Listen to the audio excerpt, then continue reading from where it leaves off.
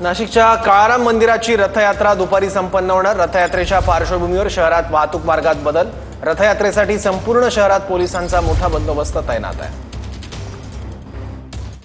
समजला जाणारा नाशिकच्या ऐतिहासिक काळाराम मंदिराचा रथयात्रा सोहळा आज पार पडतो आहे। नाशिकच्या काळाराम मंदिराच्या गुढीपाडव्यापासून सुरू झालेल्या रामनवमी उत्सवाची सांगता या निमित्तानं होत असते।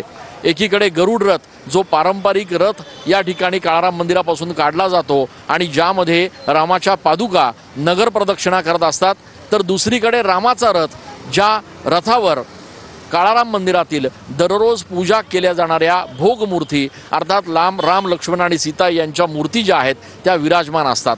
आज साधारण 3:30-4च्या सुमारास हा संपूर्ण सोहळा या ठिकाणी सुरू होईल आणि या सोहळ्याच्या निमित्तानं लाखो भाविक पुन्हा एकदा जय श्रीरामचा जयघोष करत रथाचं स्वागत करताना बघायला मिळतील। अर्थात या सगळ्या पार्श्वभूमीवर शहरातील वाहतूक मार्गात बदल करण्यात आलेला आहे आणि पोलिसांचा देखील तगडा बंदोबस्त या संपूर्ण रथमार्गावर तैनात केला गेला आहे।